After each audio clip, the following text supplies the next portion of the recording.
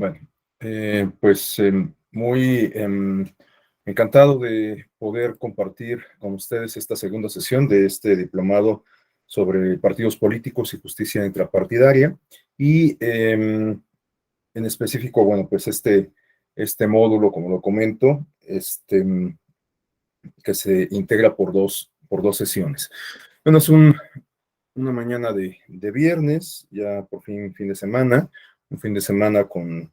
em, Fórmula 1, con final de fútbol mexicano y con final de el horario de verano también, ¿no? Bueno, pues vamos a comenzar. Vamos a retomar la presentación en el punto donde la dejamos el día de ayer.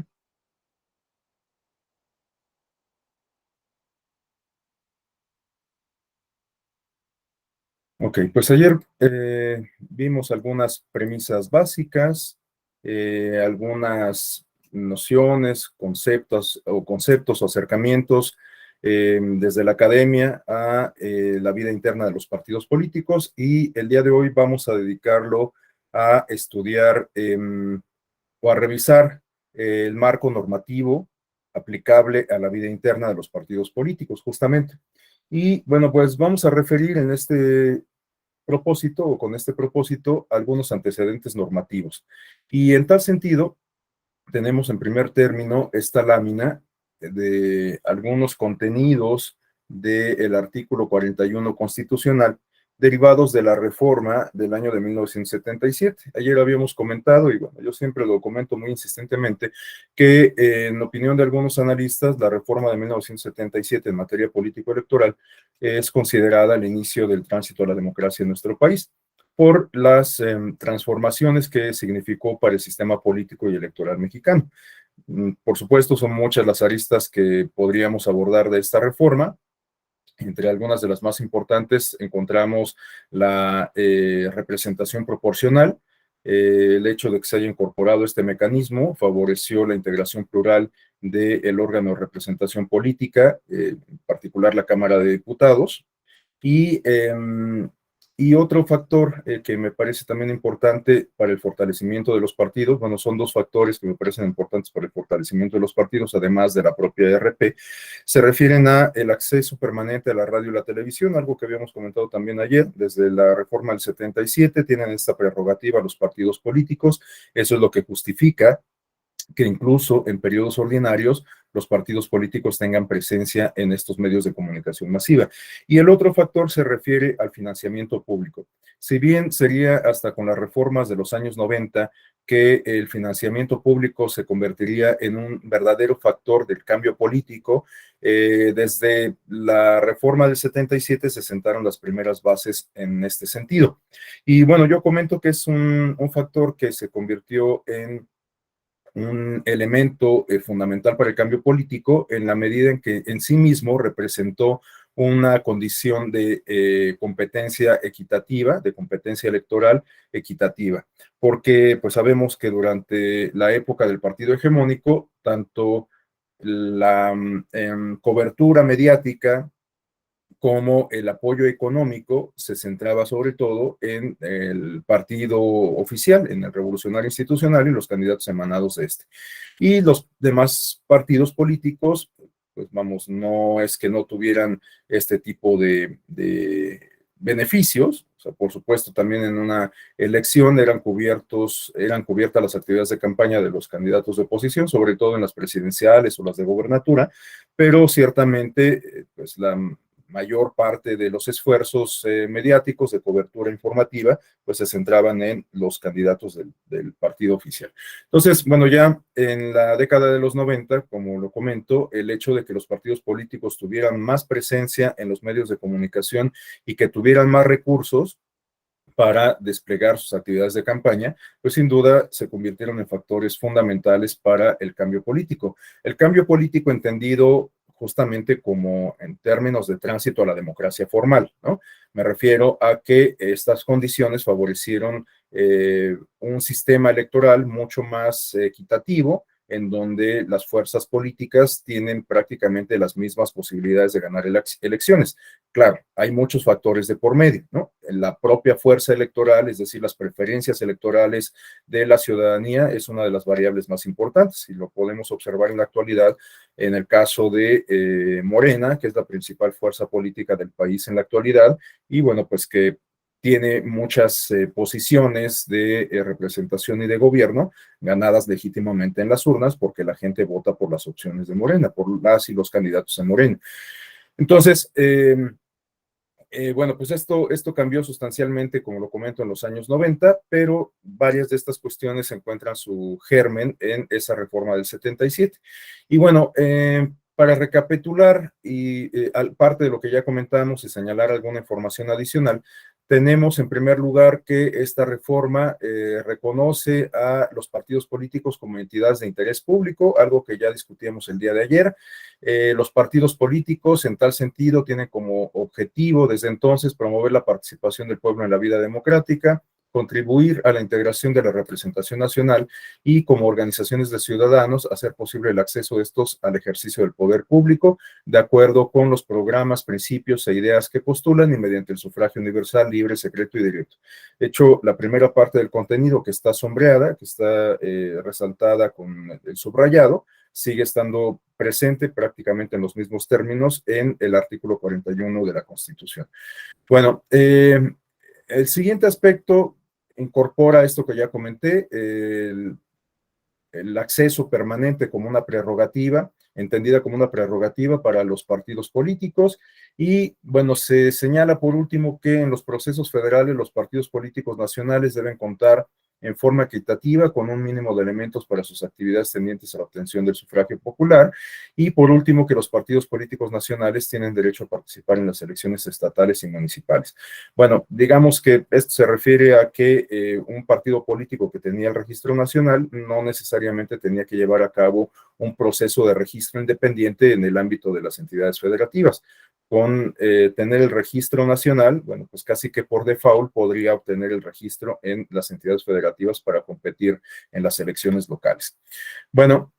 derivado de esta reforma constitucional tenemos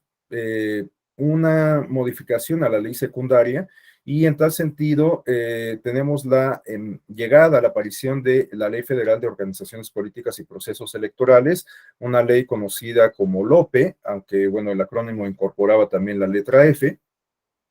y esta ley reemplazó a la antigua Ley Federal Electoral y tiene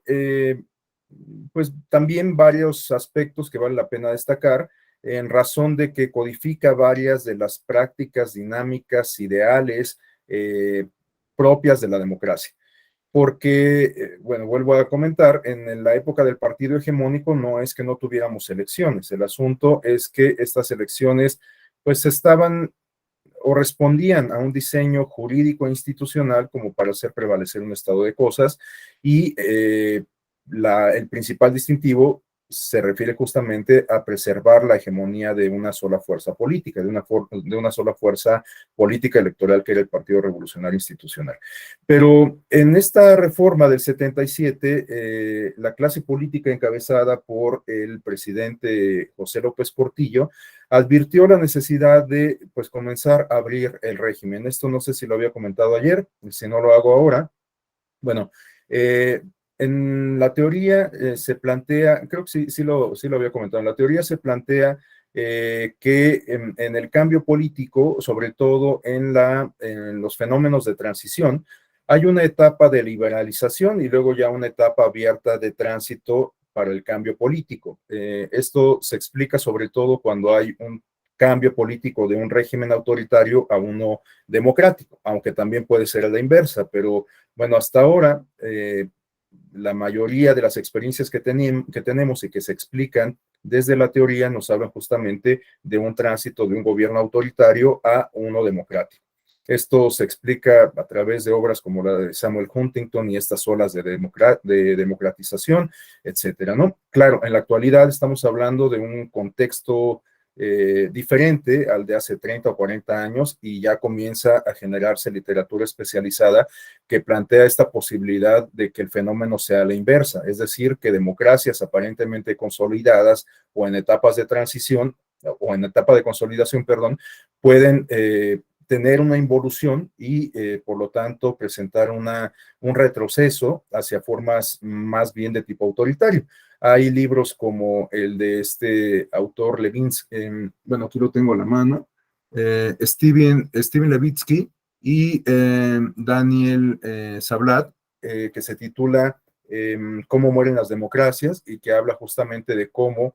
las democracias eventualmente pueden llevar a partir de su propio funcionamiento a ciertos personajes políticos que obtienen espacios importantes, espacios de toma de decisión y desde ahí socavar con su actuar las reglas del juego democrático.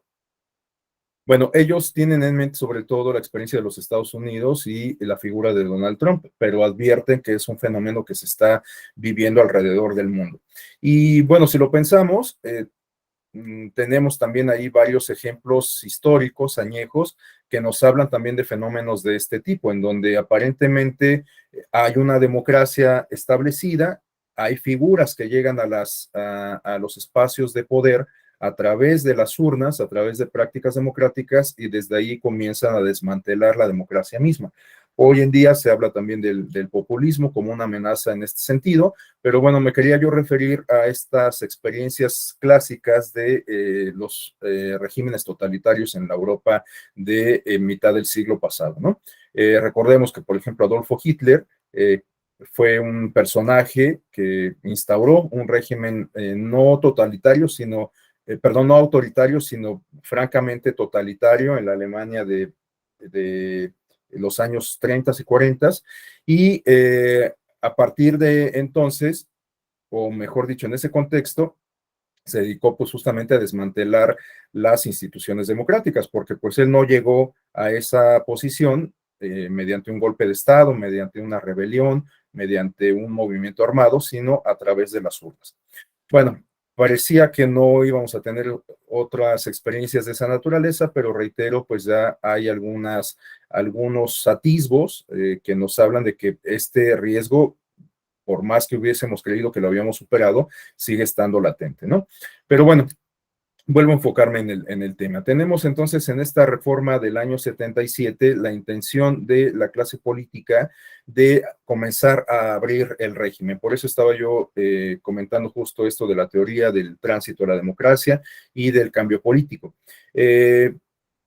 Y de la etapa de liberalización. Bueno, estos autores como O'Donnell y Schmider nos hablan de que previo a que se entre de lleno a la etapa de tránsito a la democracia, tenemos una etapa de liberalización que puede tomar varios años y que se advierte de distintas formas. Bueno, esto creo que sí también lo había comentado. En el caso de México tenemos algunos fenómenos que nos dan cuenta, algunos eventos que nos dan cuenta de esta liberalización que se dio de manera previa, como lo que yo refería de la figura de los diputados de partido, la incorporación a nuestro sistema electoral y político de esta figura, los movimientos del 68, los movimientos del 73, los eventos de la Guerra Sucia, etcétera, ¿no? Bueno, estos eventos de lo que nos hablan justamente es de estas demandas que pudiésemos interpretar en clave democrática. Y algo que pudiésemos considerar como un punto coyuntural que alertó justamente sobre la necesidad de flexibilizar el régimen y comenzar a atender, aunque fuera de manera paulatina, estas demandas democráticas, se refiere a la elección presidencial del año de 1976, porque en aquella elección solamente hubo un candidato registrado que, pues casi por default, ganó las elecciones. Estamos hablando justamente de José López Portillo. El Partido Acción Nacional, que históricamente había sido la principal fuerza opositora del Revolucionario Institucional, en aquella ocasión no presentó candidato por pugnas internas y entonces el único candidato registrado fue López Portillo. Esto puede tener varias interpretaciones, pero yo creo que una que fue la que le dio justo el presidente López Portillo, es que estábamos ya ante una crisis de legitimidad, de credibilidad, que eventualmente pudiera conducir a una problemática de mayor calado. Recordemos que a final de cuentas, con todo y que el Estado había reprimido estas manifestaciones de apertura democrática, de liberalización y demás durante los años 60 y 70, pues en realidad se estaba ahí gestando una bomba de presión que en cualquier momento podía estallar. No sé si ustedes hayan visto, hablando de estos temas, esta serie que está disponible en la plataforma de streaming de Amazon, que se llama Un extraño enemigo y que está ambientada en los últimos años de la década de los 60 y la primera de los 70. Bueno, si no la han visto, se las recomiendo ampliamente. Yo todavía no acabo la primera temporada, pero está muy bien hecha y está protagonizada por Daniel Jiménez Cacho, que es una de los histriones que creo que tienen un más amplio reconocimiento en nuestro país, y de hecho ahora va a protagonizar, o bueno, es el protagonista de esta película de González Iñárritu, que está por presentarse en unos días, ¿no? Por exhibirse en cines. Bueno, ¿por qué les comento esto? Pues porque justamente en esa serie se aborda de alguna forma esto que estoy comentando de cómo la presión social se iba incrementando y las figuras políticas de esa época, bueno, aunque aquí estamos hablando de una dramatización, pero basada en hechos reales, se dan cuenta justamente del riesgo que existe de que eventualmente se pueda tener alguna consecuencia que se canalice no por la vía civil, sino por la vía armada, sea un movimiento revolucionario o incluso un golpe de Estado. Claro, estas son hipótesis que se hacen patentes, no solamente en estos ejercicios de ficción, sino pues incluso también desde la perspectiva de algunos analistas. Entonces, creo que era indispensable que se comenzar a flexibilizar el régimen, y el presidente López Portillo, después de haber ganado las elecciones como el único candidato registrado, creo que tuvo el tino de advertir justamente esto y por eso impulsó la reforma político-electoral. Esta reforma se le encargó a su secretario de Gobernación, Jesús Reyes Heroles, que bueno, pues es una de las figuras intelectuales y políticas más, de las más importantes, de las más visibles en los últimos años, en el último cuarto del siglo pasado. Y bueno, a final de cuentas se llevó a cabo esta reforma que a la sazón, como lo he comentado también reiteradamente, contribuyó significativamente al cambio político, sentando los gérmenes de las bases para la competencia efectiva. Bueno, en este contexto que acabo de describir, se da justamente la llegada, la discusión y la aprobación y entrada en vigor de esta Ley Federal de Organizaciones y Procesos Electorales, que para los temas o para el tema en específico que estamos discutiendo sobre la organización interna de los partidos políticos, podemos referir este contenido que se refiere al capítulo 5, en donde se regulaba justamente o se regulaban los aspectos relacionados con los partidos políticos, y en particular podemos señalar el artículo 22 en el sentido de que toda organización que pretenda constituirse como partido político nacional debe formular una declaración de principios y en consonancia con ellos su programa de acción y los estatutos que normen sus actividades. Entonces, este contenido es lo que en sí mismo justifica que lo estemos mencionando como antecedente, porque estamos hablando de elementos que son inherentes a la vida interna de los partidos políticos y que siguen estando presentes en la actualidad. Hoy en día, los partidos políticos necesariamente tienen que contar con estos tres documentos básicos: su declaración de principio, su programa de acción y sus estatutos. Y bueno, en la tabla tenemos algunos contenidos que nos son útiles como para saber a qué se refiere cada uno de estos instrumentos, aunque por la propia nomenclatura, por la propia denominación, podemos inferir a qué se refiere cada uno. Pero bueno, para no dejarlo como un valor entendido, vamos a describirlo con todas sus letras cada uno de estos elementos. La declaración de principios implica la obligación de observar la Constitución y de respetar las leyes e instituciones que de ella emanen. La declaración de principios se refiere justamente a un ideario político en donde se plasma justamente la perspectiva del partido político en cuestión. Si tiene una perspectiva socialista, si tiene una perspectiva comunista, si tiene una perspectiva laborista, si se trata de un partido de izquierda, si se trata de uno de derecha, de uno de centro democrático, si se trata de un partido confesional, bueno, aunque sabemos que en el caso de México esto está prohibido por el principio de separación entre iglesia y Estado, el principio de laicidad, pero hay otros sistemas de partidos, otros sistemas políticos en donde es posible contar con partidos confesionales. Una de las manifestaciones más claras en este sentido se refiere a los partidos demócrata cristianos, bueno, pues hay muchos alrededor del mundo.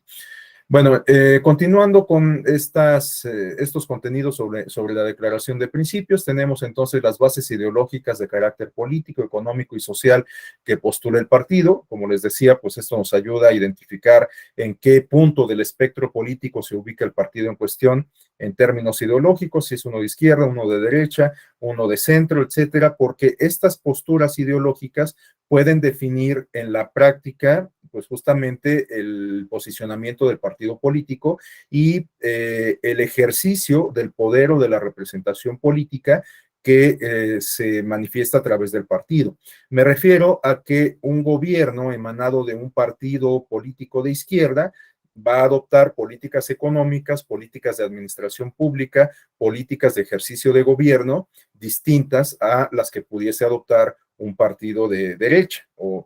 un partido socialdemócrata o un partido confesional, ¿no? Entonces, el aspecto ideológico no solamente sirve como un elemento de cohesión para la militancia del partido político, sino como un punto para el ejercicio de las actividades que desempeñan los partidos políticos en los espacios de representación o de gobierno. Bueno, un siguiente elemento se refiere a la obligación de no aceptar pacto o acuerdo de subordinación a cualquier organización internacional, entidades o partidos extranjeros. Es decir, que también se tiene que hacer patente el principio de soberanía nacional en la vida interna de los partidos políticos. Y por último, tenemos la obligación de llevar a cabo sus actividades por medios pacíficos y por la vía democrática. Bueno, esto también parece una obviedad, pero reitero, en muchas ocasiones conviene no dar por sentadas las cosas, sino más bien hacerlas explícitas. Bueno, decía que se pudiese considerar una obviedad porque estamos hablando de los partidos políticos como entidades de interés público, como instituciones políticas, que por lo tanto tienen que cumplir con ciertas funciones, las que ya comentábamos el día de ayer, para con el sistema político y para con el régimen o con el sistema social, ¿no? En tal sentido, bueno, pues lo deseable es que los partidos políticos se conduzcan por canales plenamente institucionales. En virtud de ello, pues tendría que resultar reprochable, tendría que estar prohibido, como se hace explícito en esta parte, que los partidos políticos sirvan como un semillero de guerrilleros, de movimientos insurgentes o de alguna otra manifestación de esta naturaleza. Los partidos políticos, reitero, pues son parte importante, parte fundamental de la vida institucional de la organización política de un país y por lo tanto pues están llamados a conducirse por esos canales de civilidad. Bueno, por lo que se refiere al programa de acción, pues esto de lo que nos habla es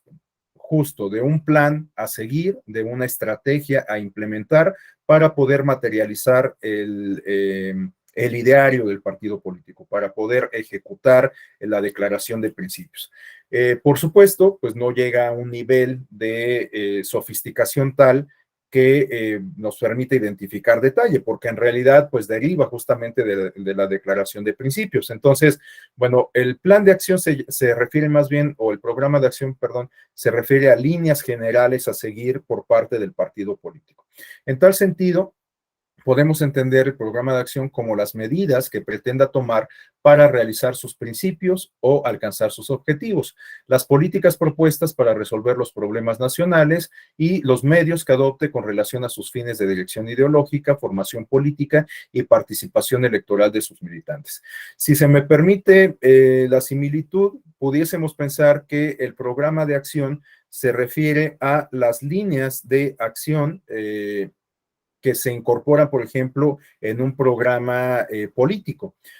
Si ustedes tienen oportunidad de revisar estos grandes programas como el Plan Nacional de Desarrollo, el Plan Nacional contra la Discriminación, etcétera, estos grandes programas que corren a cargo de alguna institución en específico, se van a dar cuenta que hay distintos bloques de ejecución que responden a una misma estrategia, ¿no? Las líneas de acción, que son justamente las líneas generales, y después hay otros subniveles que nos hablan ya de una ejecución mucho más pragmática, ¿no? Hay incluso algunos subniveles que ya asignan responsabilidades muy concretas a algunas instancias, a algunas áreas de la institución o de instituciones en específico, etcétera. Bueno, yo me atrevería a decir que en el caso de los programas de acción, nos quedamos justamente en el plano de las líneas generales, porque evidentemente estas líneas generales van a ser la base para eventualmente pues ir haciendo la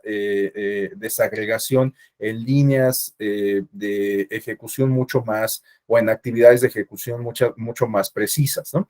Pero bueno, entonces este programa de acción pudiésemos considerar que es como la base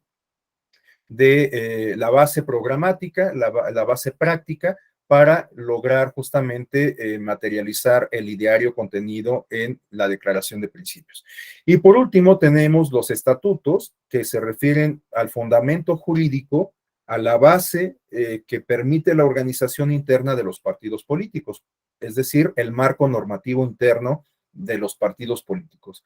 En los estatutos, bueno, pues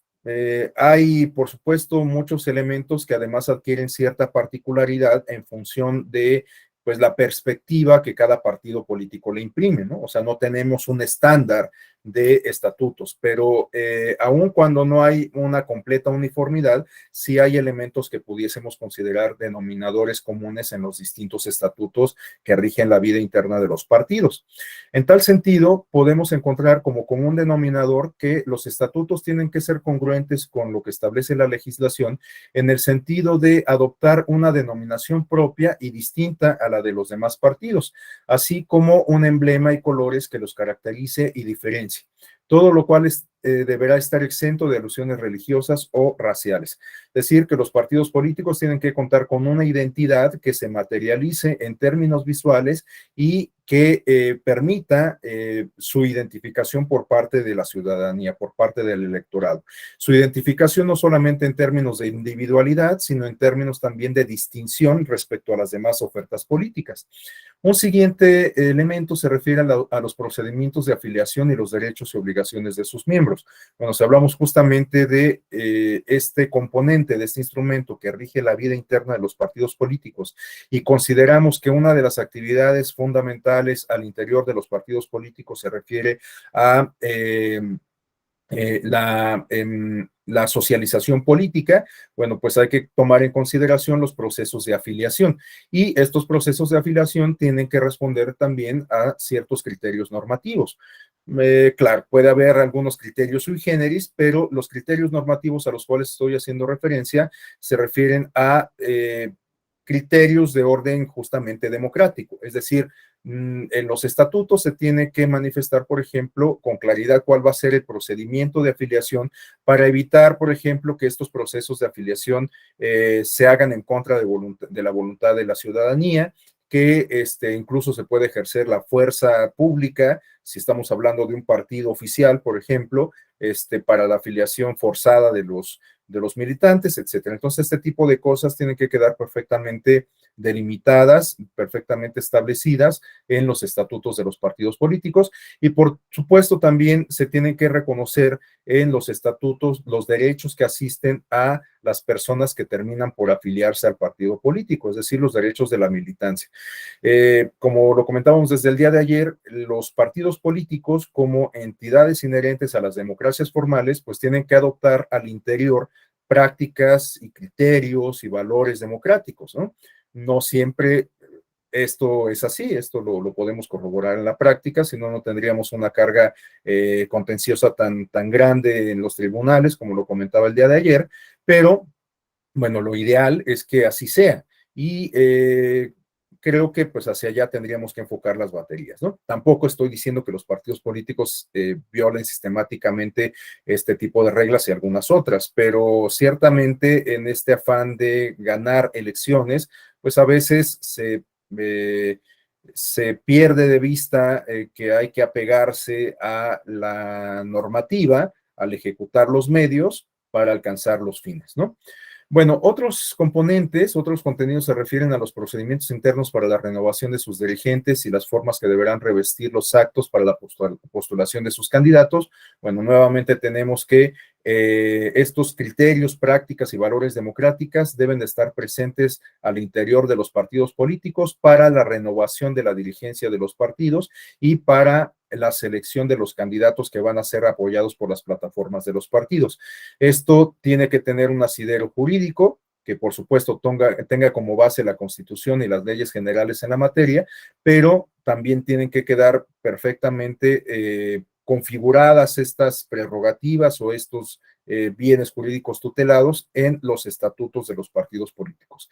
Tenemos que también en estos instrumentos, los estatutos, se deben de establecer las funciones, obligaciones y facultades de sus órganos, que cuando menos deberán ser una Asamblea Nacional, un Comité Nacional, un organismo equivalente en al menos 16 entidades federativas o en el 50% de los distritos electorales, y por último, las sanciones aplicables a quienes infrinjan sus disposiciones internas. Bueno, si hablamos que se establecen derechos, también se establecen obligaciones, y quien infrinja estas obligaciones o quien violente los derechos, pues tendría que hacerse acreedor a alguna sanción. Y la sanción tiene que estar prevista también en los estatutos del partido político. Recordemos que pues hay un principio básico del derecho que se refiere a que no puede haber sanción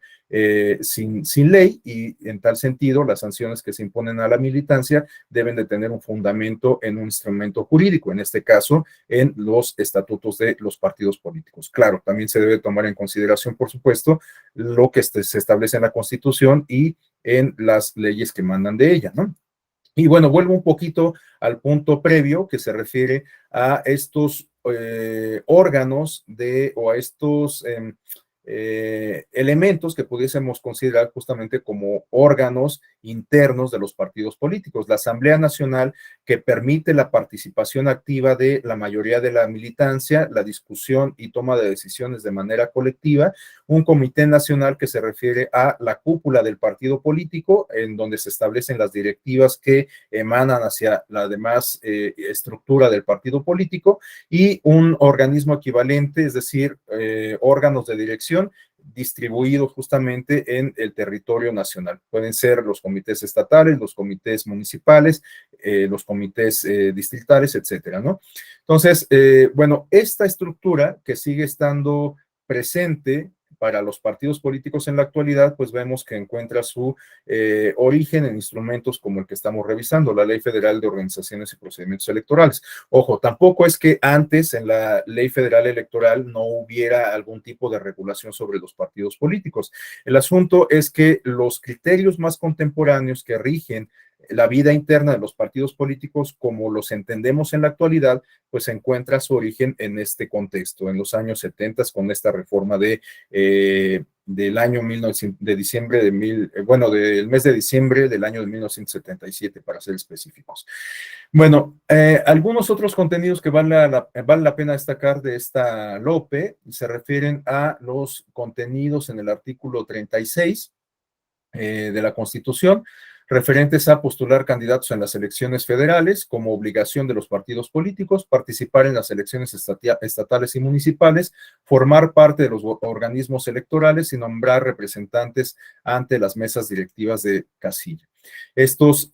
contenidos pudiésemos entenderlos como derechos o prerrogativas de los partidos políticos. Bueno, vemos que los partidos políticos podían tener presencia en la composición de las autoridades electorales. En este caso estábamos hablando de la Comisión Federal de Vigilancia Electoral. Así como en la actualidad los partidos políticos tienen presencia en el Consejo General del INE, bueno, pues así también tenían presencia en la Comisión Federal de Vigilancia Electoral.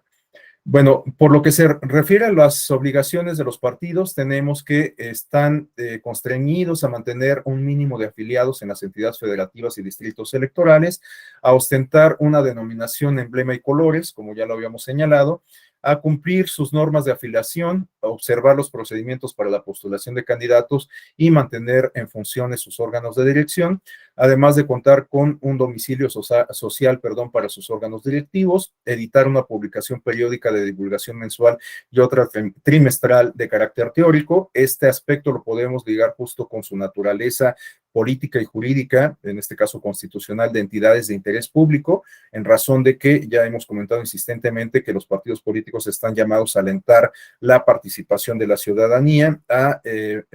fomentar una cultura política democrática, y por ello encuentra sentido esta obligación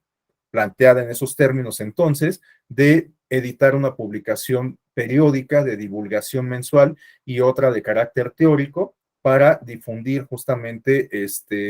los postulados del partido político, su ideario y demás, en aras de contribuir a esta construcción de la cultura política. Bueno, tenemos también como obligación sostener un centro de formación política. Este aspecto también es crucial, sigue estando presente. Los partidos políticos están obligados a capacitar a sus cuadros y de hecho, bueno, recordemos que hay una obligación específica que se ha venido perfeccionando para que los partidos políticos capaciten mujeres y que entre sus cuadros haya también un principio de paridad o se haga manifiesto el principio de paridad contenido en la Constitución.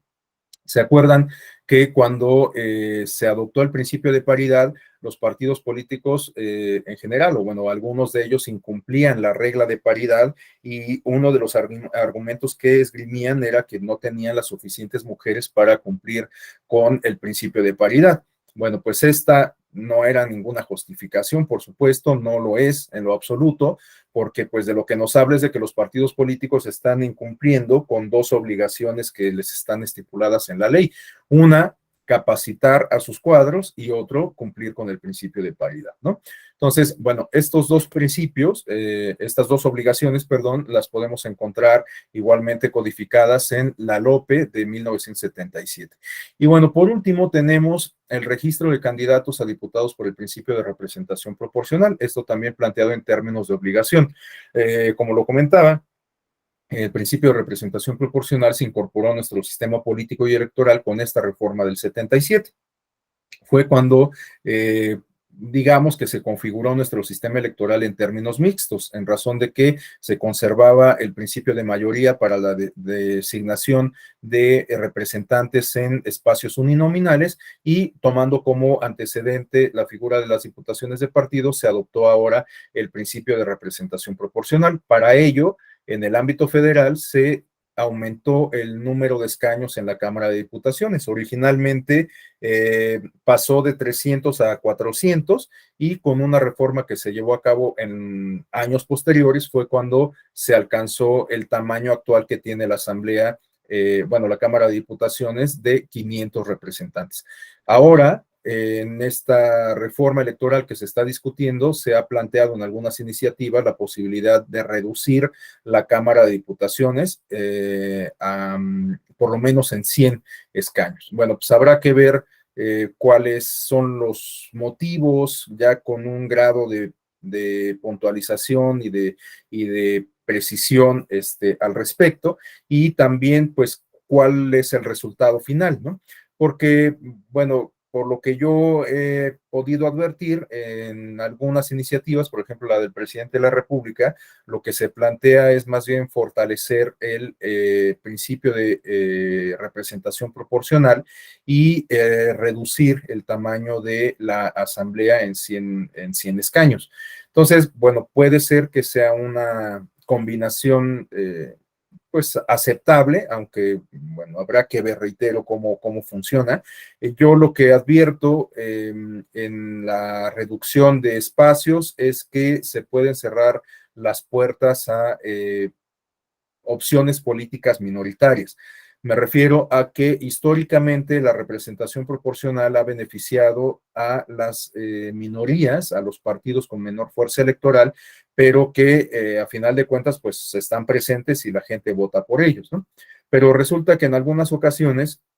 el tamaño de la asamblea es crucial y los partidos políticos minoritarios, con todo y cumplir con los requisitos para poder acceder a estos escaños, pues por el tamaño de la asamblea, es decir, por una condición material, se ven impedidos. Por ahí recuerdo yo el caso de Coahuila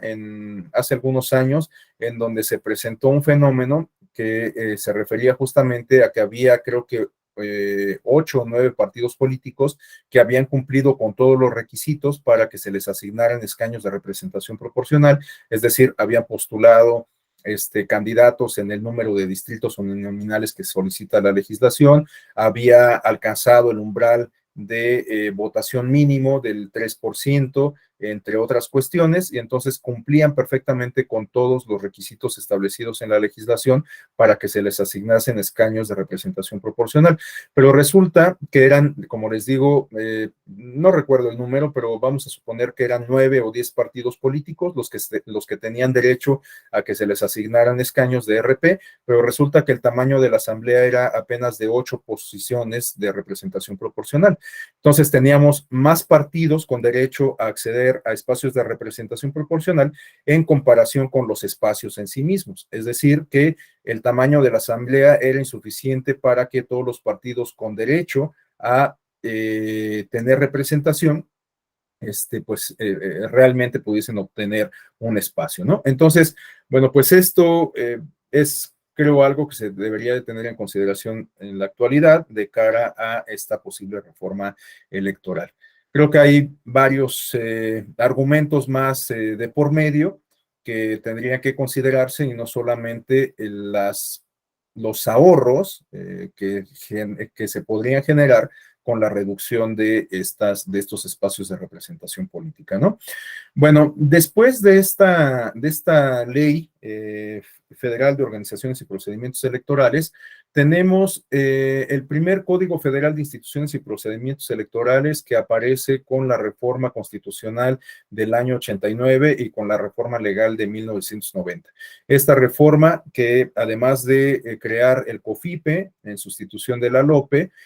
creó al Instituto Federal Electoral y creó al al Tribunal Federal Electoral. En la actualidad, mucha gente se sigue refiriendo al Tribunal Electoral del Poder Judicial de la Federación como TRIFE, pero en realidad el TRIFE tuvo una existencia de alrededor de 7 años, en razón de que se creó justamente en 1990 y desapareció en 1996 para dar pie al Tribunal Electoral del Poder Judicial de la Federación, que se trata de un tribunal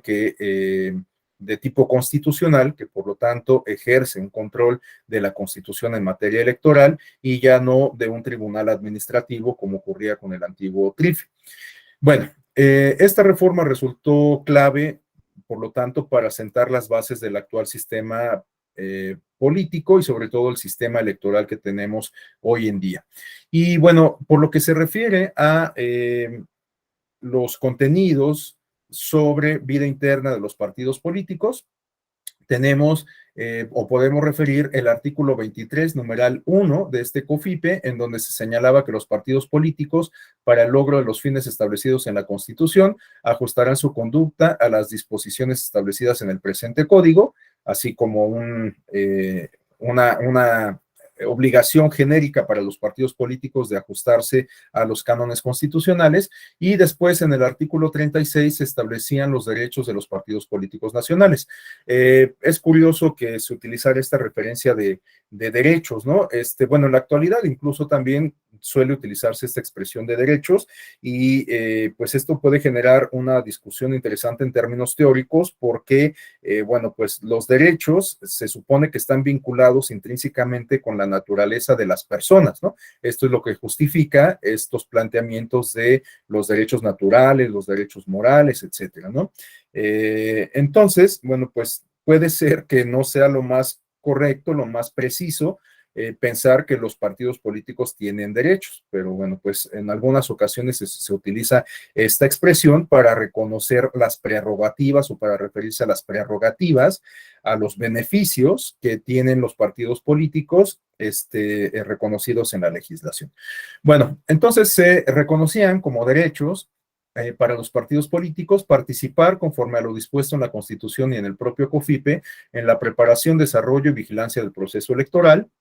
gozar de las garantías que el código les otorga para realizar libremente sus actividades, disfrutar de las prerrogativas y recibir el financiamiento público en términos del artículo 41 de la Constitución, postular candidatos en las elecciones federales, formar frentes y coaliciones, así como fusiones, participar en las elecciones estatales y municipales, nombrar representantes ante los órganos del Instituto Federal Electoral.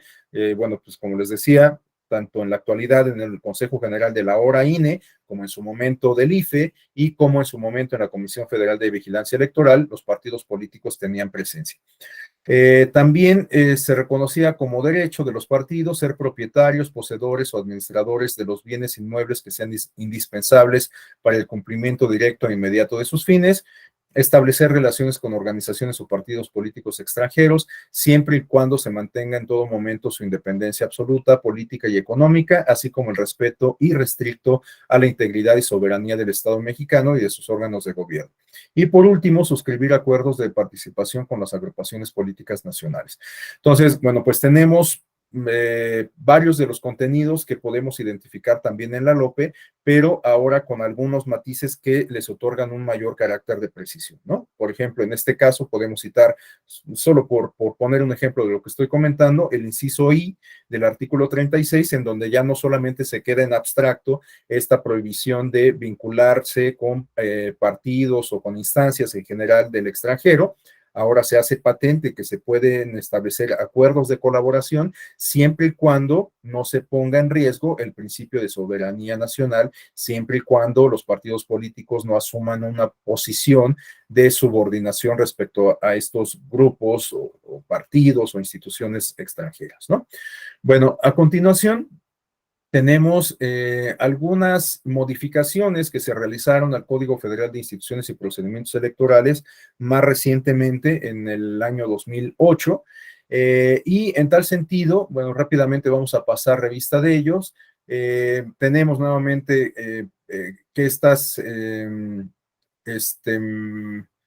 prerrogativas y obligaciones están contenidas en el artículo 48 del COFIPE, en ese año del 2008, y entre ellas se puede citar, por ejemplo, la obligación de conducir sus actividades dentro de los cauces legales y ajustar su conducta y la de sus militantes a los principios del Estado democrático, respetando la libre participación política de los demás partidos, bueno, algo que se contenía en el COFIPE desde antes, abstenerse de recurrir a la violencia y a cualquier otra forma que tenga por objeto o resultado alterar el orden público, perturbar el goce de las garantías o impedir el funcionamiento regular de los órganos de gobierno. Bueno, se hace patente una prohibición de recurrir a la violencia para lograr los objetivos de los partidos políticos. Otra obligación se refiere a mantener el mínimo de afiliados en las entidades federativas o distritos electorales requeridos para su construcción y registro, ostentarse con la denominación, emblema y color o colores que tengan registrados, cumplir sus normas de afiliación, mantener en funcionamiento efectivo sus órganos estatutarios, contar con un domicilio social, editar una publicación mensual de divulgación y otra de carácter teórico, algo que comentábamos que estaba presente desde la LOPE, sostener por lo menos un centro de formación política, algo que también ya tenía un arraigo más añejo, publicar y difundir la plataforma electoral que el partido y sus candidatos sostendrán en la elección de que se trate, permitir la práctica de auditorías y verificaciones que ordena la Comisión de Consejeros a que se refiere el párrafo 6 del artículo 49 del Código, así como entregar la documentación que la Comisión le solicite respecto a sus ingresos y egresos. Este aspecto me parece importante porque de lo que nos habla es de que se va allanando el camino para meter a los partidos políticos a la lógica de la transparencia y la rendición de cuentas. Entonces, bueno, me parece muy positivo que se haya hecho explícita esta obligación de los partidos políticos de contribuir a que la autoridad electoral realizara auditorías para llevar a cabo pues, un esfuerzo que, reitero, se inscribe en una lógica de transparencia. Bueno, otro contenido que podemos citar se refiere a comunicar al IFE cualquier modificación a su declaración de principios, programa de acción o estatutos.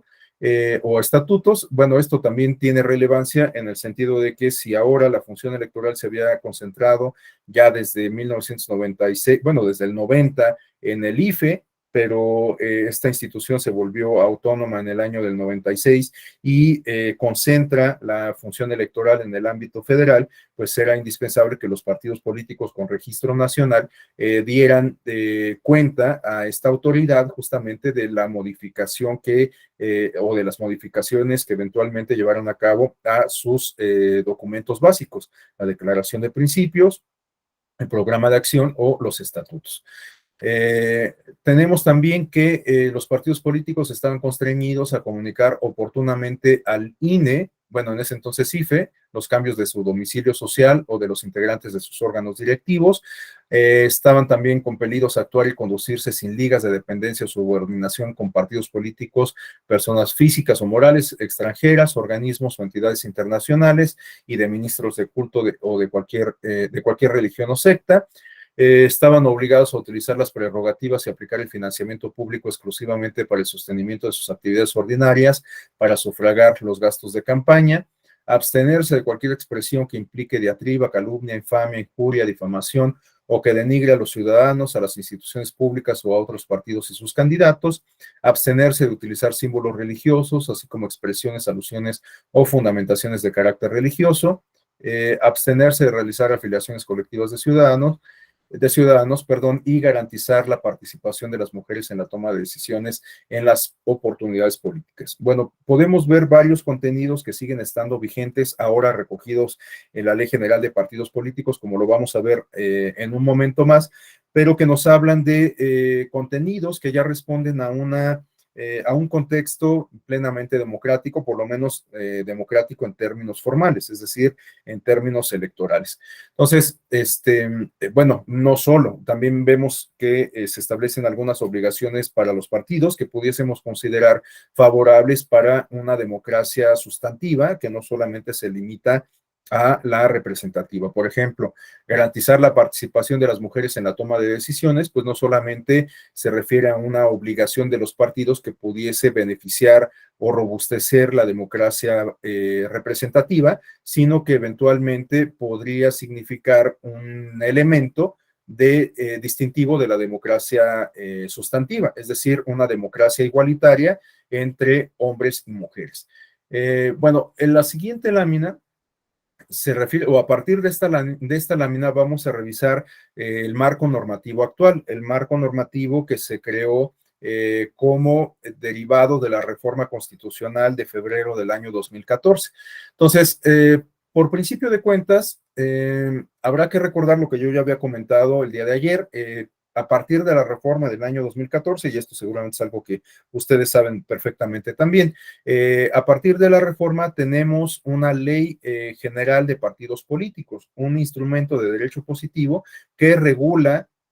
todos los aspectos que son inherentes a estas entidades de interés público, a los partidos políticos. Como lo vimos justamente en las láminas previas, pues lo que teníamos antes era que todo lo referente a los partidos políticos se regulaba en un instrumento que más bien estaba pensado para regular las cuestiones comiciales. Claro, hay un vínculo indisoluble entre el sistema electoral y el sistema de partidos. Por lo tanto, pues tenía sentido que los partidos fueran regulados por la legislación electoral o por el Código Federal de Instituciones y Procedimientos Electorales, que pues era la piedra de toque para la organización de las elecciones. Pero a partir de la reforma del 2014, me parece que tenemos un esquema más adecuado en razón de que sin dejar de reconocer ese vínculo que hay entre partidos y elecciones, bueno, pues ahora ya se rigen los partidos políticos por un instrumento individual. Ya queda fuera de la ley electoral, aunque con todo y ello, reitero, pues no deja de haber vinculaciones entre partidos y elecciones. Bueno, en tal sentido, en la Ley General de Partidos Políticos, tenemos que en el artículo 23 se establecen los derechos de los partidos políticos. Aquí solamente refiero a algunos que me parecen más relevantes para los propósitos de estas sesiones, y entre ellos tenemos gozar de facultades para regular su vida interna y determinar su organización interior y los procedimientos correspondientes. Esto porque se hace explícita justamente esta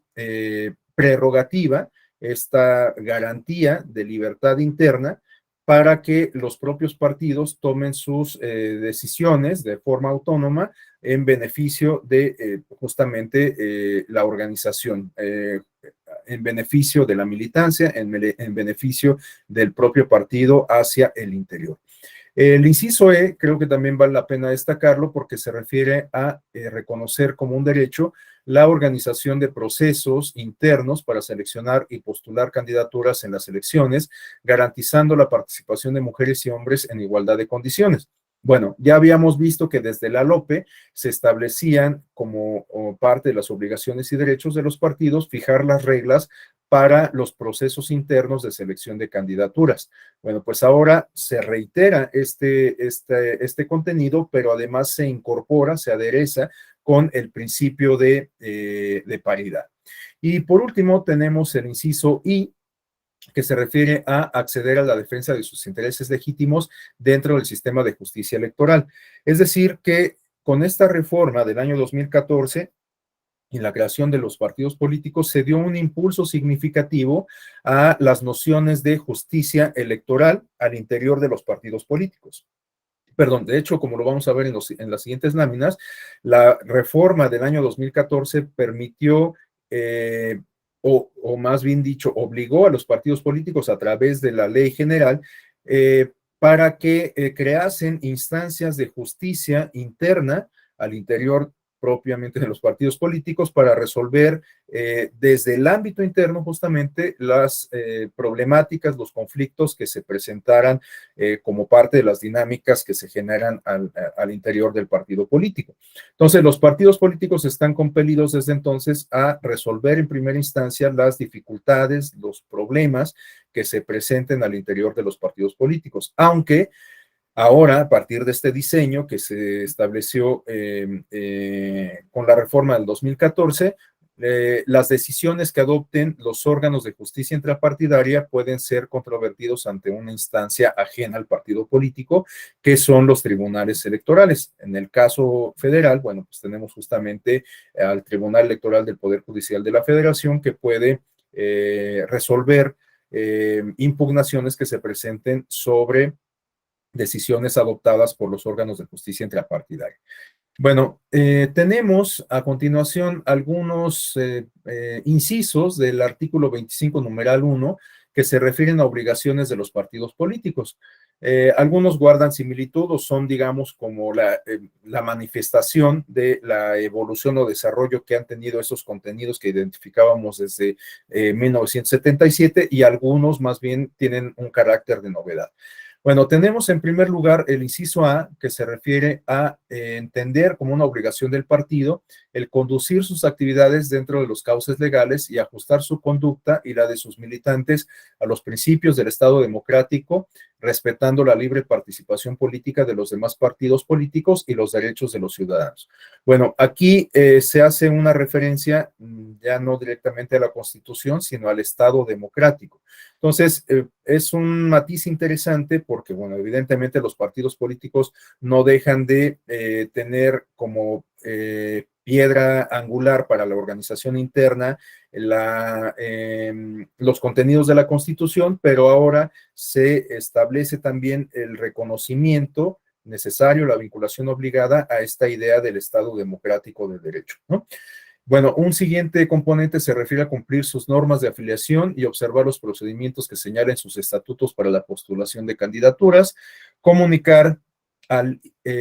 ahora Instituto Nacional Electoral o a los organismos públicos locales, según sea el caso, cualquier modificación a sus documentos básicos dentro de los 10 días siguientes a la fecha en que se tome el acuerdo correspondiente por el partido político.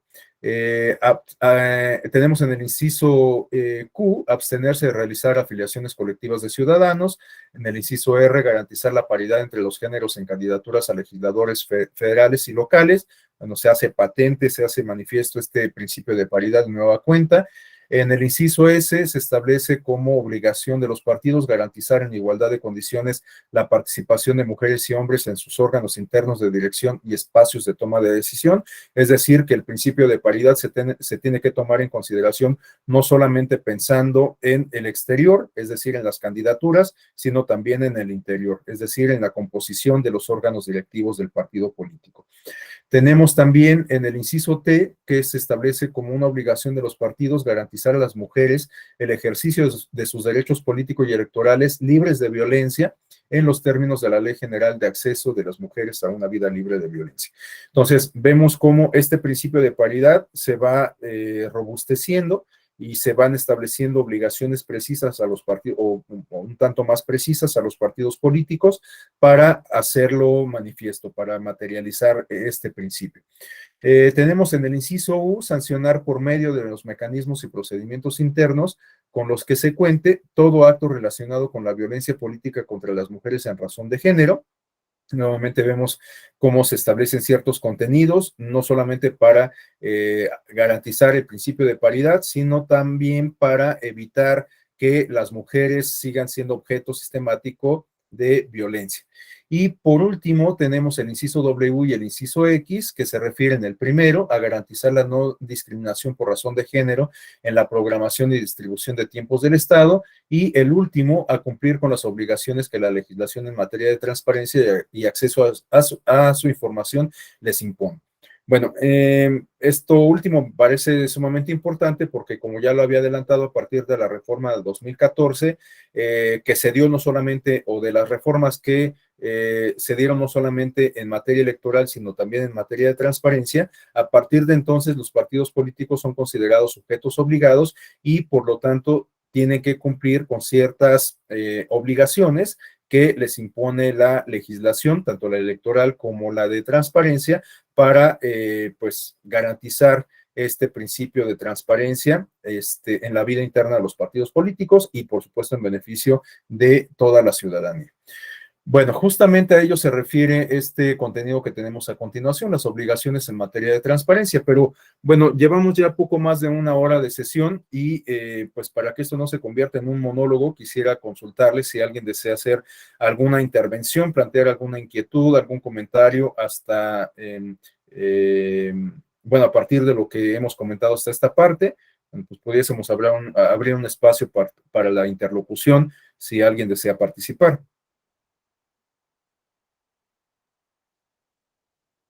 ¿No?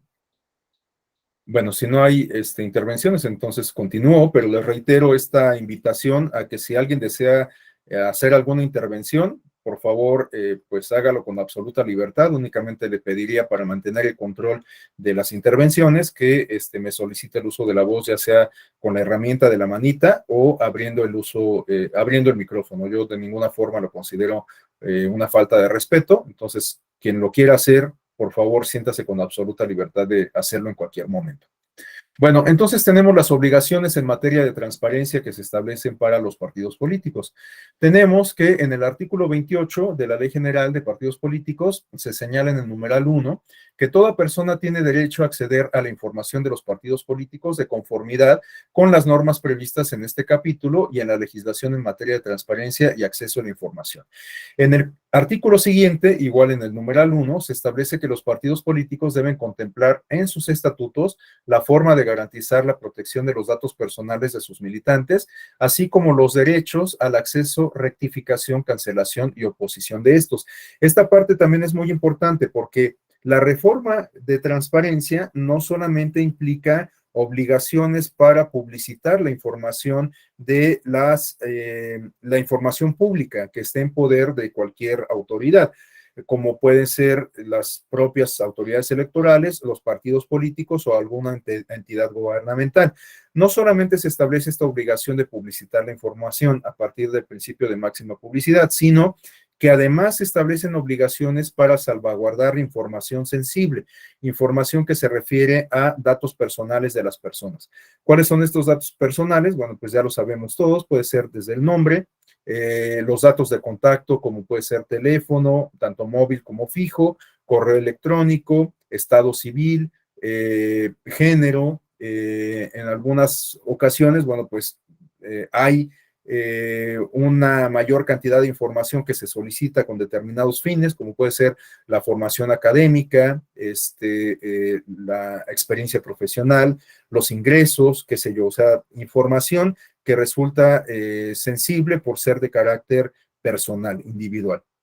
Entonces, todos los entes obligados por la legislación de transparencia tienen que cumplir con lo que la propia legislación les establece en términos de protección de datos personales, porque esta información, reitero, pues se puede recopilar con algún fin determinado, pero a final de cuentas es información que los usuarios damos a esas instituciones y que por lo tanto implican una obligación de parte de esas instituciones de salvaguardar de manera irrestricta, ¿no? Esto tiene además más importancia, creo yo, considerando los tiempos que corren. Estamos instalados en la era de la información y yo siempre comento que en la era de la información, pues lo más valioso que tenemos es justamente la información. Y bueno, también siempre complemento este comentario diciendo que la información en muchas ocasiones la damos gratis y sin darnos cuenta, ¿no? Por ejemplo, cuando utilizamos plataformas de comercio electrónico, bueno, no solamente estamos proporcionando información cuando llenamos el formulario para registrarnos, sino también brindamos información a partir de la interacción que tenemos con la plataforma. Bueno, con cualquier plataforma, sea una navegación en Internet, una plataforma de streaming, una plataforma de comercio electrónico, cuando utilizamos en nuestras redes sociales, Facebook, Twitter, Instagram, etcétera. O sea, con cada interacción que tenemos estamos alimentando un expediente individual de cada uno de nosotros. Reitero, en muchas ocasiones no somos, no alcanzamos a percibir, pues, cómo nos exponemos con toda esta información que estamos poniendo a disposición de las grandes empresas que generan estas plataformas, ¿no? Yo ahora me he dado cuenta que, por ejemplo, en Twitter, yo no suelo postear muchas cosas en Twitter, retuiteo algunas cuestiones, pero no soy muy activo en Twitter, pero sí lo considero como una fuente de información importante, entonces consulto muchos contenidos de Twitter. Y ahora me he dado cuenta que Twitter me arroja resultados que incluso intitula en función del video que viste, en función del tweet que viste. Entonces, esto se los comento porque en particular, no sé por qué razón, ya sé que suena a justificación, pero de verdad que no sé por qué razón, en algún momento vi una publicación de esta chica del clima, de Janet García, que, bueno, tiene muchos seguidores en distintas redes sociales, y ahora me llegan varios contenidos de modelos y demás. Y bueno, como uno es curioso y a veces abre uno, pues se va abriendo la cadena, ¿no? Entonces, es muy curioso cómo a partir de la consulta de determinado contenido, pues se va generando toda una cadena, ¿no? Entonces, les digo, en ocasiones no somos justamente conscientes de la información que estamos generando, porque ahora yo creo que cualquiera que me vea en Twitter y que vea a quienes sigo, pues van a pensar que soy un depravado sexual por haber estado consultando este tipo de contenido, ¿no? En fin, creo que es sumamente importante que tengamos presente el tipo de contenido que consumimos, sobre todo en las redes sociales cuando estamos mayormente expuestos. Bueno, cierro hasta aquí el paréntesis para volverme a centrar en en por qué reviste importancia esta obligación de los partidos políticos de cuidar los datos personales que tienen bajo su resguardo, ¿no? Y bueno, en el mismo sentido tenemos el artículo 30, en donde se explica cuál es la información pública que está en poder de los partidos políticos. Bueno, tenemos en primer lugar el padrón de sus militantes, en donde se refiere a que el contenido exclusivamente o que debe de contener exclusivamente el apellido paterno, materno, nombre o nombres, la fecha de afiliación y la entidad de residencia y nada más. O sea, no se vale que en aras de nutrir el padrón del partido político, de sus militantes, bueno, pues se recabe otro tipo de información, ¿no? En el inciso E se establece también como información pública el directorio de sus órganos nacionales, estatales, municipales del Distrito Federal, o bueno, ahora Ciudad de México, y en su caso regionales, delegacionales y distritales. Es decir, que los partidos políticos deben de publicitar la información correspondiente a quienes integran los órganos de dirección, tanto los centrales como los desconcentrados, y los medios de comunicación, teléfono, domicilio, correo electrónico en su caso, etcétera. Las remuneraciones ordinarias y extraordinarias que perciben los integrantes de los órganos, de los distintos órganos de dirección de los partidos políticos, pues por supuesto que también se considera información de carácter público. A todas las personas nos tendría que interesar cuáles son los ingresos que tienen los partidos políticos y cómo los ejercen. Por lo tanto, bueno, pues los partidos están obligados a difundir la información correspondiente a las remuneraciones ordinarias y extraordinarias que perciben los integrantes de sus órganos de dirección.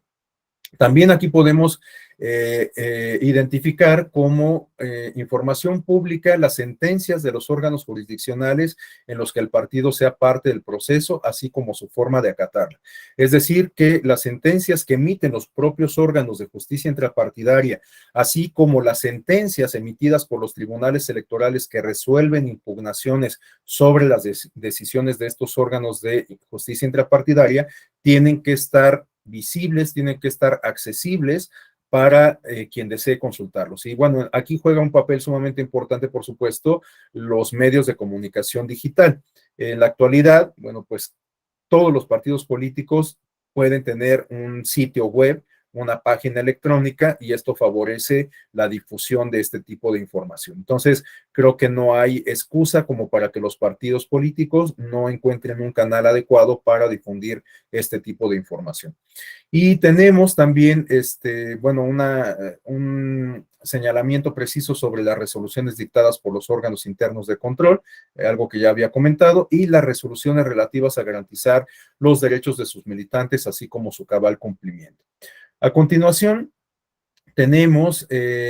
un contenido que nos habla de los asuntos internos de los partidos políticos. Este se refiere al artículo 34 de la ley en la materia. Entonces, en el numeral 1 se establece que los asuntos internos de los partidos políticos comprenden el conjunto de actos y procedimientos relativos a su organización y funcionamiento, con base en las disposiciones previstas en la Constitución, en la ley y en los estatutos individuales de cada partido político. Ahora, algunos de los elementos que pudiésemos considerar como parte de esta categoría de asuntos internos de los partidos políticos nos los ofrece el propio artículo 34, numeral 1, en un catálogo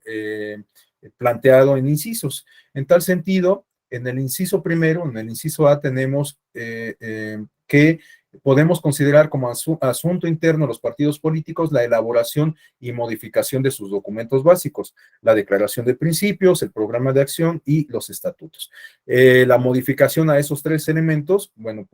pues pudiésemos considerarlo como un asunto propio, inherente de la vida interna de los partidos políticos. Un segundo elemento se refiere a la determinación de los requisitos y mecanismos para la libre y voluntaria afiliación. Bueno, cada partido político puede establecer sus propias reglas para llevar a cabo sus ejercicios de afiliación partidista, siempre y cuando se cumpla con estas condiciones, de que la afiliación sea voluntaria y de que sea libre, ¿no? O sea, con que se cumplan esas condiciones, bueno, los partidos políticos pueden diseñar sus propias estrategias para los ejercicios de afiliación. Un tercer elemento se refiere a la elección de sus integrantes o de los integrantes de sus órganos internos. Bueno, esto parece una obviedad, pero qué bueno que se hace explícito. O sea, evidentemente la configuración de los órganos directivos de los partidos políticos, pues tiene que ser una atribución de los propios partidos políticos. No cabe de ninguna forma la posibilidad de que una entidad externa, una autoridad, persona, otro partido político trate de imponer la dirigencia desde el exterior. Es un asunto que corresponde exclusivamente a los militantes y las militantes de los partidos políticos. Bueno, un siguiente elemento se refiere a los procesos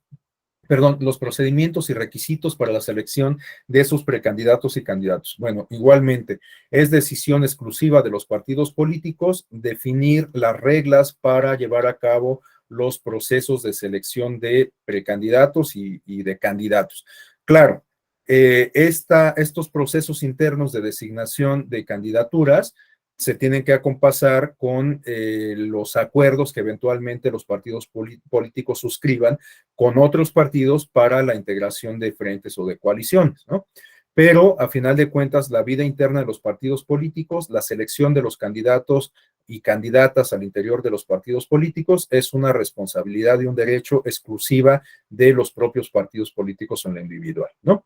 Y por último, tenemos que, bueno, tenemos dos incisos, los procesos deliberativos para la definición de sus estrategias políticas y electorales y la emisión de los reglamentos internos y acuerdos de carácter general que se requieran para el cumplimiento de sus documentos básicos. En un momento le cedo el uso de la voz a Gaby Moreno. Únicamente me detendría un momento para poner hincapié en esto de los procesos deliberativos para la definición de sus estrategias político y electorales, porque en algunas ocasiones en los propios documentos básicos, sobre todo en los estatutos, se establece que los partidos políticos tienen que llevar a cabo asambleas para la construcción de las plataformas políticas, ¿no? Entonces, bueno, pues las plataformas políticas o las plataformas electorales, mejor dicho, que se tienen que registrar ante el INE o ante los soples, en algunas ocasiones son fruto de un ejercicio deliberativo. Claro, esto es así cuando se tiene previsto en el estatuto del propio partido político. O sea, no, si esto no está previsto en el estatuto del partido, pues no valdría que el tribunal electoral llegue y le diga, el tribunal o el INE le diga al partido político, no, o sea, tú tienes que configurar tu plataforma electoral con la concurrencia de toda tu militancia. Si esto no está previsto en el estatuto, bueno, pues no se puede imponer desde el exterior. Entonces, bueno, pues es importante, es deseable, creo yo, que en la mayoría de los casos se den estos ejercicios deliberativos para que las plataformas electorales se construyan con la concurrencia de la militancia partidista. Adelante, Gaby, por favor. Buenos días a todas y a todos. Dos dudas me surgen. Una, en este contexto, ¿en qué hipótesis la autoridad electoral puede intervenir en la vida interna de los partidos? Esa es una. Y la otra es, bueno, ya que se está hablando de la configuración de las plataformas y todas estas cuestiones, hasta donde entiendo, no hay una consecuencia más allá de una expulsión de partido o algo así para los legisladores que, por ejemplo, se cambien de plataforma, porque al final de cuentas uno, a la hora de que vota, se entiende que vota por un proyecto político determinado. Entonces, de repente, por muchas cuestiones ya sabemos que se pueden cambiar incluso a proyectos diametralmente opuestos. Entonces, no sé si hay algún antecedente en política comparada donde esta conducta sea sancionada o qué tan viable pudiera ser que hubiera una repercusión más fuerte, ya sea en el financiamiento o en alguna cuestión para los que pues modifiquen este ideario, esta plataforma, este proyecto. Y esas serían mis inquietudes. Gracias. Gracias. Bueno, sobre la primera pregunta, ¿en qué contexto puede intervenir el Tribunal Electoral en la vida interna del partido político? Pues yo creo que depende de los casos concretos, ¿no? Me refiero a que tenemos muchos asuntos que llegan al Tribunal Electoral porque surge una problemática X al interior del partido político con entre militantes, pensemos por ejemplo un militante que hace una solicitud a la dirigencia del partido político y esta solicitud no es respondida. Bueno, pues entonces el militante en cuestión acude ante el Tribunal Electoral para denunciar esta omisión por parte del órgano de justicia intrapartidista y entonces interviene el tribunal y en un supuesto como el que estoy planteando lo que ha ocurrido es que el tribunal le ordena a la instancia de justicia intrapartidista que atienda la petición del justiciable y que garantice su derecho bueno, de acceso efectivo a la justicia y también su derecho de audiencia, ¿no? Entonces, bueno, hay varios supuestos o varias experiencias en este sentido, pero reitero, pues depende más bien del dato concreto. También hay muchas impugnaciones que se presentan respecto a los procesos de selección de candidaturas, ¿no? Porque, bueno, pues en los partidos políticos, en sus estatutos, establecen que de cara a un proceso electoral tienen que dar a conocer una convocatoria en donde se fijen las reglas para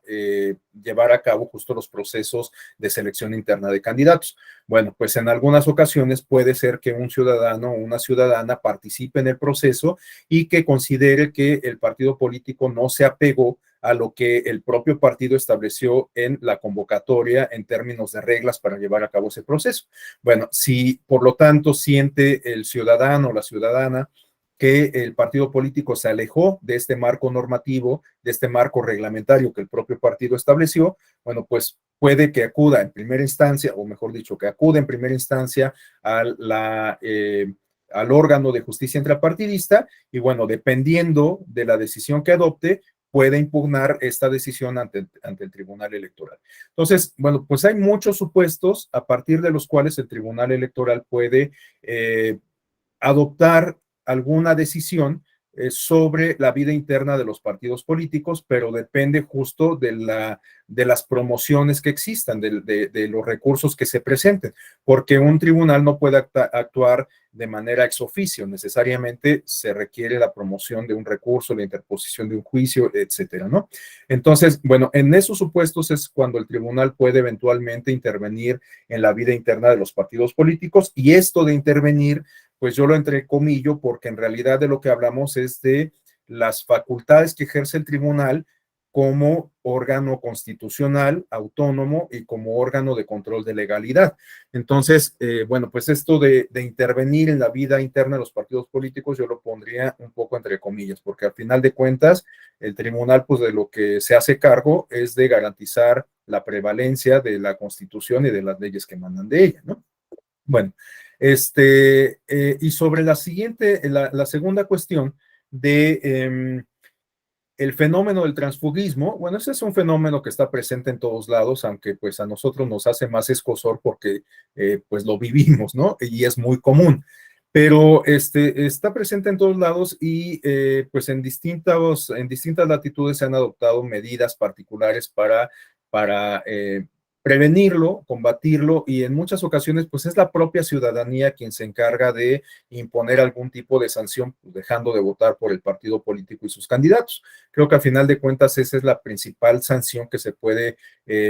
imponer sobre los partidos políticos y su desempeño. Ahora, en el caso doméstico, en particular, en los últimos años se han venido adoptando medidas por parte del Instituto Nacional Electoral para evitar este transfugismo político que se da al momento en que se integran la Cámara de Diputados en particular, porque a veces ese transfugismo se gesta desde antes, porque en efecto resulta que hay un partido que establece una coalición con otro y postula a un candidato que fue formado en el otro partido político,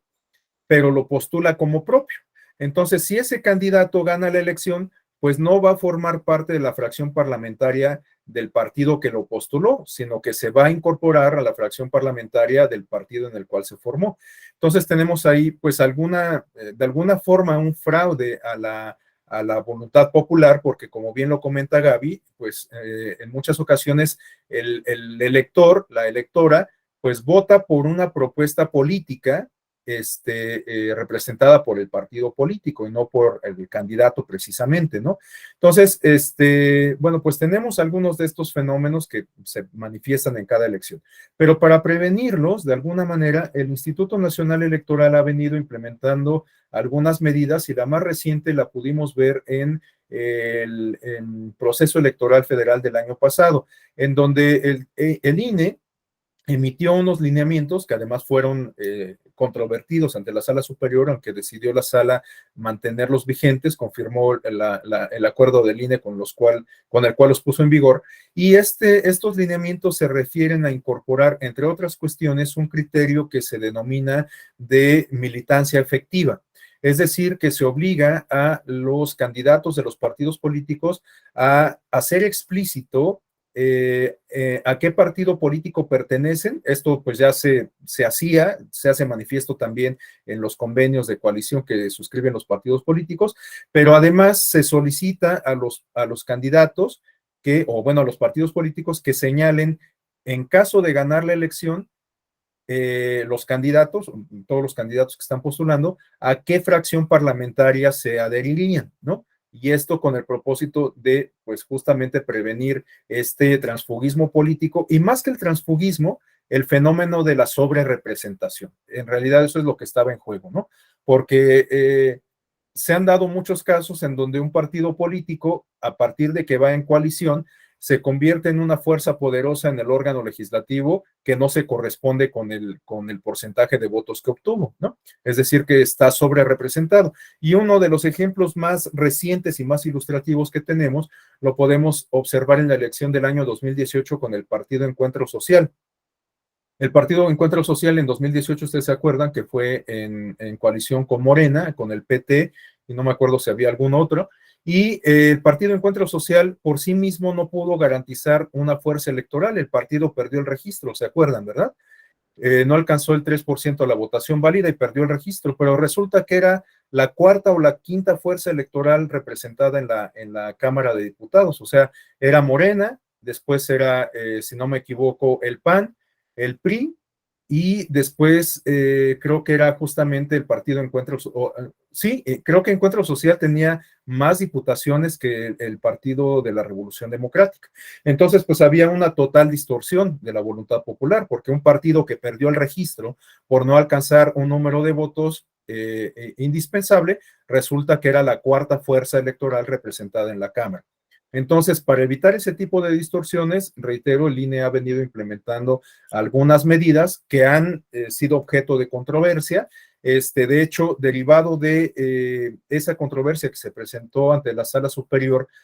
para impugnar estos lineamientos, la Sala Superior no solo confirmó para efectos prácticos el acuerdo del INE de los lineamientos, sino que vinculó al Congreso de la Unión para que entonces fuera el propio Congreso quien fijara estas reglas en la legislación correspondiente. Es decir, que las reglas ya no estuvieran contenidas en un instrumento reglamentario emanado de las facultades igualmente reglamentarias del INE, sino que estuvieran contenidas en un instrumento legislativo producto de la actividad parlamentaria. Pero bueno, pues vamos a ver en qué medida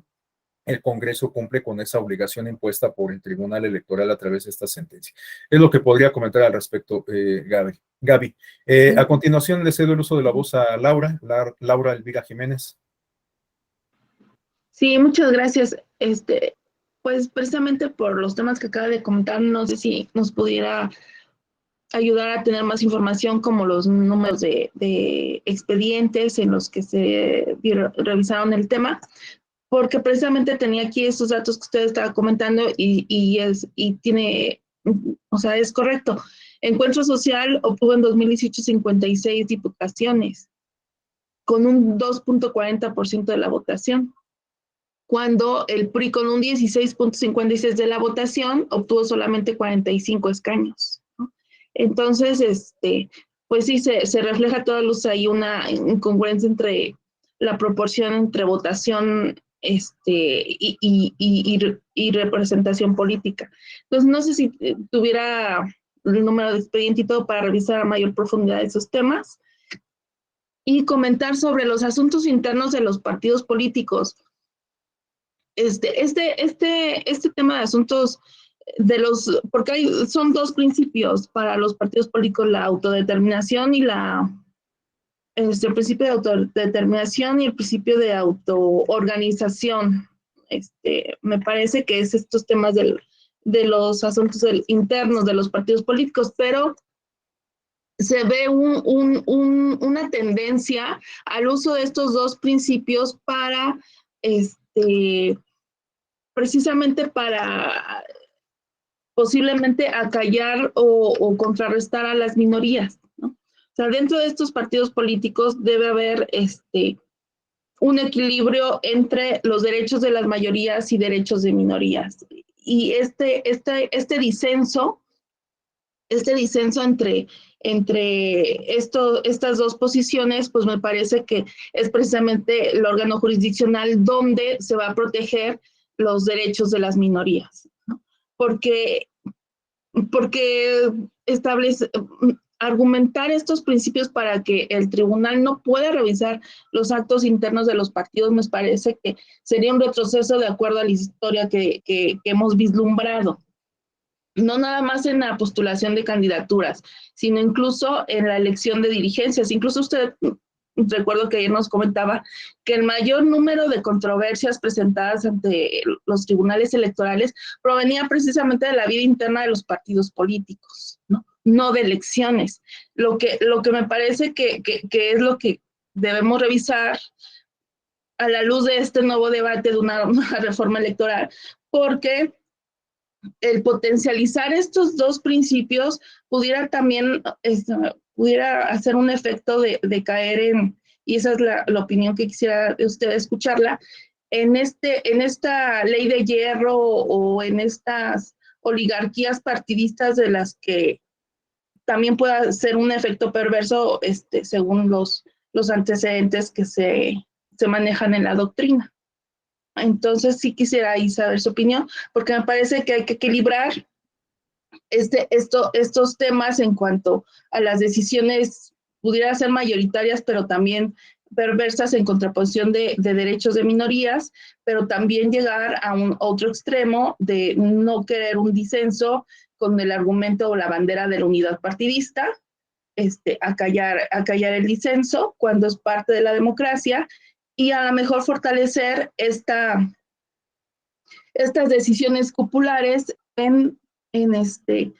perjuicio de los derechos de la militancia. O sea, los derechos de la militancia me parece que es lo que está en juego, en no equilibrar este ejercicio de estos dos principios o de los asuntos internos de los partidos políticos, me parece que es lo que está en juego. Y otra cuestión que quisiera resaltar: una vez que son electos los legisladores, ya no representan a su electorado y se supone que tampoco representan intereses de partido. Ya son representantes ya de la nación,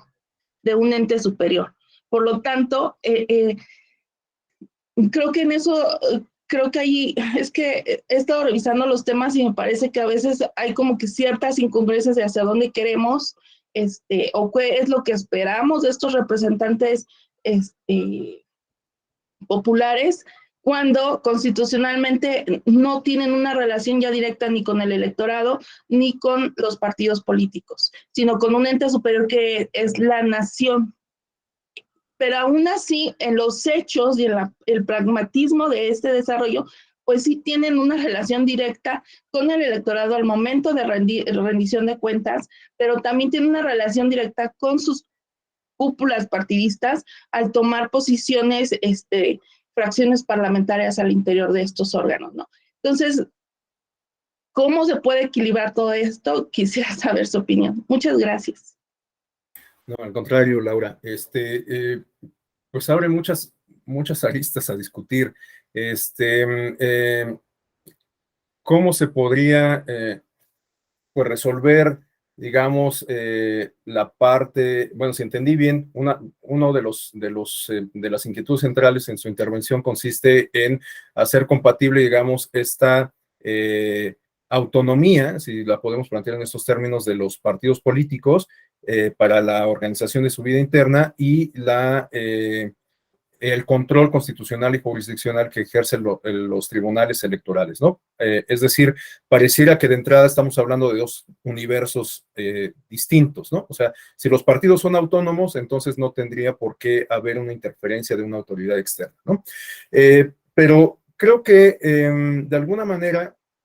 el Tribunal Electoral ha dejado muy claro en sus fallos, cuando interviene en la vida interna de los partidos políticos, de que esa intervención es mínima. De hecho, utiliza justamente esta expresión de mínima intervención, ¿no? O sea, el Tribunal Electoral ejerce sus facultades de control constitucional y legal basados en el principio de mínima intervención, en el entendido justamente de que los partidos políticos son entidades autónomas y de que la propia legislación establece ciertos parámetros para su autodeterminación, la vida interna, ¿no? Entonces, el Tribunal Electoral, pues, está naturalmente consciente de esto. La interpretación que hace de la ley, pues, toma en consideración este criterio o esta idea, esta noción de que los partidos son autónomos e interviene mínimamente, pero es que hay ciertas cuestiones que, como bien la propia Elvira señala, pues resultan inaceptables, vamos, ¿no? O sea, si hay un acto de violencia política contra las mujeres al interior de un partido político, pues eso es a todas luces inaceptable. O sea, el partido político a lo mejor va a tratar de justificarlo, va a tratar de dar argumentos, etcétera, pero pues es injustificable. Es como en el caso de las comunidades indígenas, o sea, por muy arraigadas que sean nuestras tradiciones y las prácticas de una comunidad X, bueno, si esas prácticas implican la exclusión de las mujeres en los procesos de selección de representantes, son inaceptables, ¿no? O sea, tendrán mucho arraigo milenario, pero hay ciertas cosas que no se pueden aceptar en el marco de una democracia. Entonces, igual, al interior de los partidos políticos, si se vulneran los derechos de la militancia, si hay acciones de violencia política contra las mujeres, si hay exclusión sistemática de ciertos sectores, bueno, pues entonces lo ideal es que una instancia encargada en términos constitucionales de impartir justicia, aunque bueno, pues sé que esta expresión de impartir justicia también puede estar sujeta a discusión, pero bueno, vamos a ponerla en estos términos. Bueno, una instancia encargada de impartir justicia, pues tendría que intervenir en ese espacio, en ese coto, para pues hacer valer justamente la legislación, ¿no? Los principios constitucionales y demás. Entonces, la respuesta a la pregunta es sumamente complicada. Yo creo que estas decisiones que adopta el Tribunal Electoral y que tienen impacto en la forma de organización de la vida interna del partido político, siempre van a estar sujetas a discusión y a controversia, ¿no? Ahora, aquí creo que hay una parte importante de lo que señala Laura. El partido político no es la dirigencia, y eso creo que también tenemos que tener muy claro. O sea, el partido político es la dirigencia y la militancia. Entonces, pues así como valen las decisiones adoptadas por la dirigencia, pues también valen las inquietudes y las demandas de la militancia. Entonces, es algo que se tiene que tener muy claro. Y por último, aunque reitero que hay muchas inquietudes que me generan la intervención de Laura, por último yo señalaría que los partidos políticos en algunas ocasiones parecieran alejarse de las bases, no solamente al interior, sino al exterior, y esto lo retomo a la luz de lo que planteaba Elvira, en el sentido de que, bueno, las dirigencias partidistas a veces, pues, digamos que pasan por encima, excluyen de manera casi sistemática las minorías al interior del propio partido, y vemos que también cuando los partidos políticos ganan espacios de poder o de representación política, se alejan no solamente de las bases de la militancia, sino también de las bases del electorado que los llevó a esa posición, ¿no? Y entonces los partidos políticos suelen votar en bloque, suelen establecer frentes, y esto se explica desde la teoría, como bien lo comenta Elvira, a través de expresiones de conceptos como la partidocracia, ¿no? Giovanni Sartori pues es muy claro al explicar este concepto. Sin embargo, pues como Giovanni Sartori lo advierte, la partidocracia se da en Italia y también en México y en muchas otras latitudes. O sea, el comportamiento de los actores políticos, en especial de los partidos integrados como fracciones parlamentarias, pues puede ser muy diverso, y por eso es que pues es una beta de estudio para los politólogos y para algunos otros académicos, ¿no? Estudiosos del sistema de partidos y del derecho parlamentario y demás. Entonces, bueno, creo que es un fenómeno que no es exclusivo de México, de la partidocracia, pero eso no quiere decir que pues entonces nos tengamos que resignar a que así son las cosas en México y en el mundo y que no podemos hacer nada al respecto. Creo que lo que tendríamos que hacer es justamente pensar en establecer mecanismos de rendición de cuentas para esos representantes populares, porque pareciera que incluso estos mecanismos que existen en la actualidad y que se presentan como de rendición de cuentas, como de vinculación con el electorado, al final de cuentas terminan por ser más bien como estrategias de clientelismo político, ¿no? Porque vemos que hay muchos legisladores que tienen oficinas de atención ciudadana, en donde se dedican a dar becas, a hacer gestiones y demás, y en realidad estas actividades creo que no son propias del órgano parlamentario, ¿están de acuerdo? Creo que estas tendrían que ser, este tipo de acciones son más bien pensadas en términos justo de crear clientela política, pero bueno, pues ese no es objeto de esta discusión, pero lo comento pues justo porque es una realidad y creo que tendríamos que pensar en las características de esa realidad política para comenzar a transformarla. Yo creo que todos los ciudadanos y ciudadanas tenemos que asumirnos como agentes del cambio político y en esa medida, pues actuar, ¿no? O sea, pensar que no hay que pensar que los esfuerzos individuales son irrelevantes e intrascendentes, porque por muy trillado que suene esto, y por muy lugar común que sea, el cambio creo que empieza por uno mismo. Entonces, creo que si pudiéramos hacer desde lo individual esfuerzos que vayan sumando, que vayan significando sinergias hasta lograr cambios significativos. Y bueno, pues no es objeto de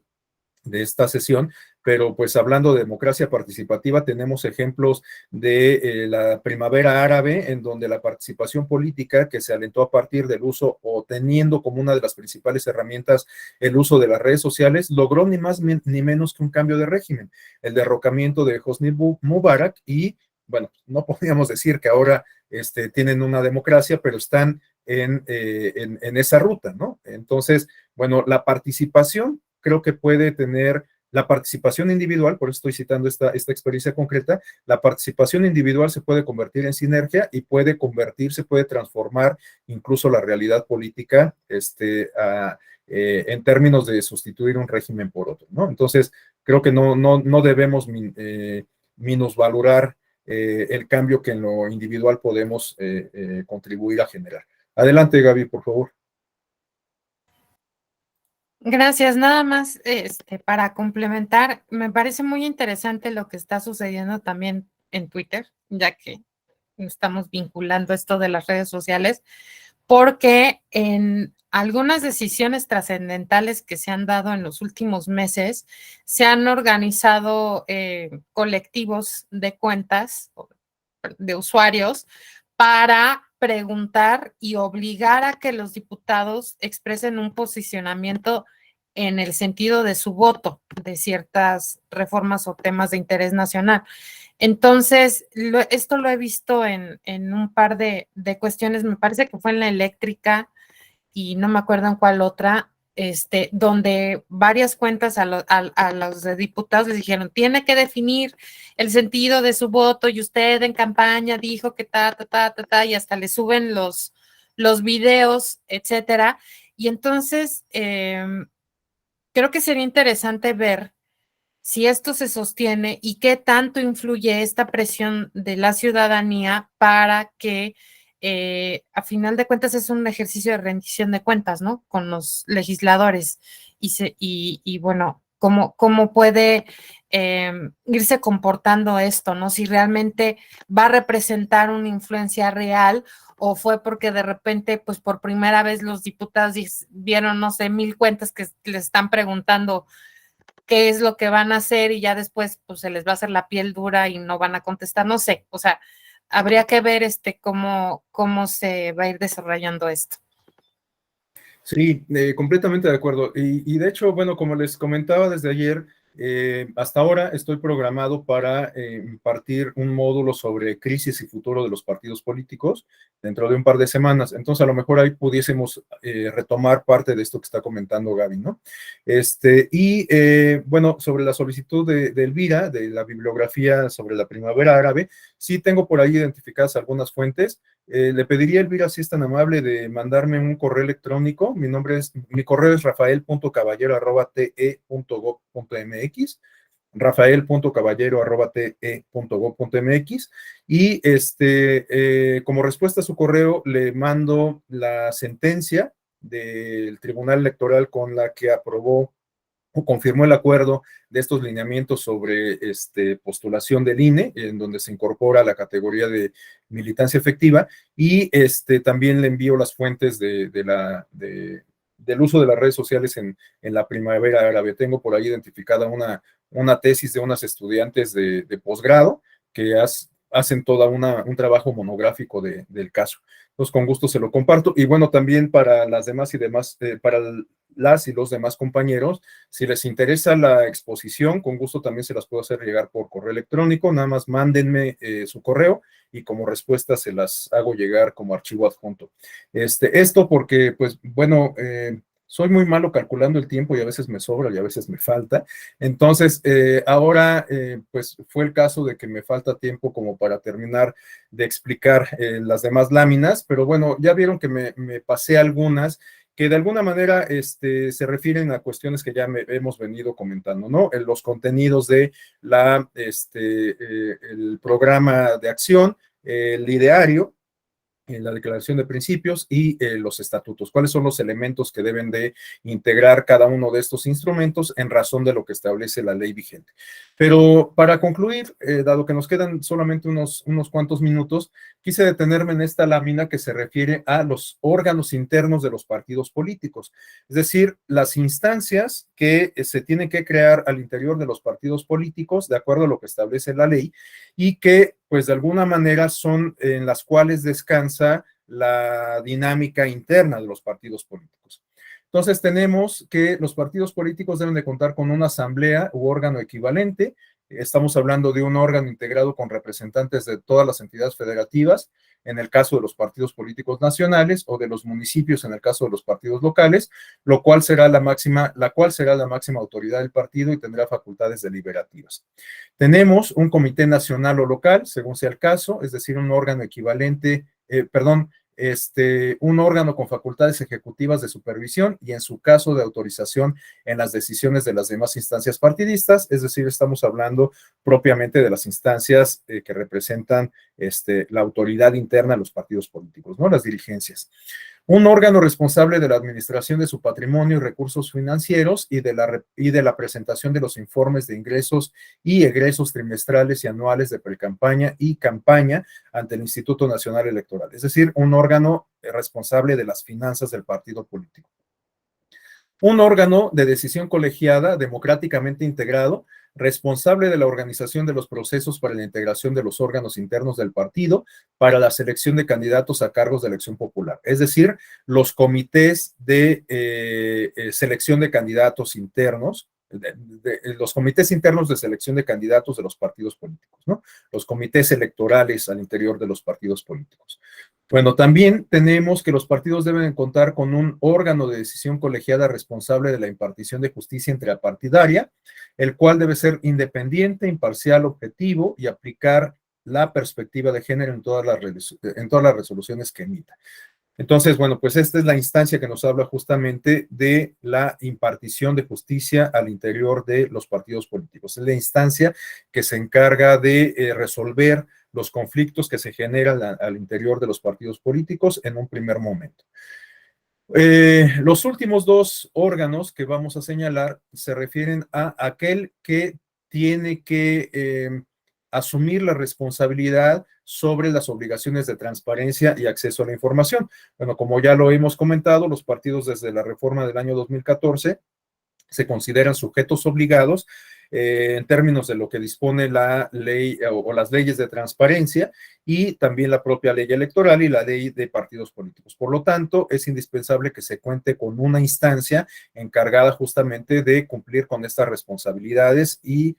con estas responsabilidades relacionadas con la transparencia y con la protección de datos personales. De hecho, bueno, pues a partir de la reforma del año 2014 en materia de transparencia, tenemos una plataforma nacional de transparencia en donde todas las autoridades del Estado mexicano, incluidas las autónomas e incluidas ahora los partidos políticos como entidades de interés público, tienen que difundir cierta información que reviste naturalmente interés público, que resulta, que tiene este carácter de lo público. Y por último, hago mención de este órgano encargado de la educación y capacitación cívica, tanto de militantes como de dirigentes, aunque en algunas ocasiones estos órganos de capacitación, bueno, pues también pueden desplegar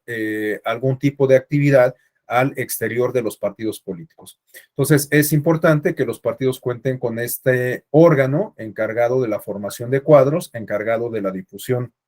de contenidos democráticos que beneficien no solamente a la militancia, sino a la ciudadanía en general. Bueno, pues hasta aquí dejaría yo la exposición. Creo que con ella, salvo la mejor opinión, por supuesto, de todas y todos ustedes, tenemos una panorámica de la vida interna de los partidos políticos, desde la parte teórica y conceptual hasta pasando por los antecedentes históricos hasta llegar a el marco normativo vigente. De cualquier forma, reitero, si a alguien le interesa contar con el material para por lo menos tener referencias a fin de remitirse a las fuentes que yo consulté para su elaboración, con todo gusto se lo puedo compartir. Bueno, pues por lo pronto creo que nos podríamos despedir, salvo que alguien desee hacer alguna intervención de cierre. No sé si alguien tenga algún comentario final. ¿No? Ok, bueno, pues si es así, no me resta más que agradecerles su atención, desearles que tengan un magnífico fin de semana, el último con el horario de verano, y bueno, pues nos encontraremos dentro de un par de semanas con este otro módulo sobre crisis y futuro de los partidos políticos, bueno, salvo que haya algún cambio de ajuste que me haga encontrarme con ustedes después o antes, ¿no? No sabemos. Aquí la programación en la eje a veces es como el Big Brother, en donde las reglas cambian y bueno, hay que hacer ajustes de último momento. Bueno, pues muchísimas gracias, un gusto saludarles a todas y a todos, que estén muy bien.